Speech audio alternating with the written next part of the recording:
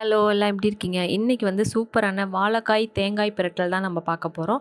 அது எப்படி செய்யுதுன்னு பார்த்துரலாம். வாழைக்காய் பார்த்தீங்கன்னா, மேல் தோல் நீக்கிட்டு நல்லா ஃபைனா அதாவது ஃபைனானா சின்ன சின்னதா இல்ல, ரவுண்ட் ரவுண்டா அழகா கட் பண்ணி வச்சுக்கோங்க. அதுக்கப்புறம் வெங்காயம் ஒரு பெரிய வெங்காயம், ஒரு வெங்காயம் வந்து கட் பண்ணி எடுத்துக்கோங்க.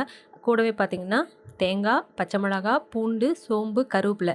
இது வந்து தனியா மிக்ஸியில 1, 2ஆ அடிச்சுக்கோங்க. கொஞ்சமா தண்ணி ஊத்தி கூட அடிச்சுக்கலாம் தப்பில்ல. மைய அரைக்கக்கூடாது.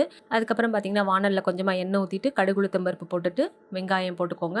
கூடவே மஞ்சத்தூள், பெருங்காயத்தூள் இதெல்லாம் போட்டுட்டு, பச்சை மிளகாய், கருவேப்பிலை போட்டுட்டு நல்லா வதக்கிக்கோங்க.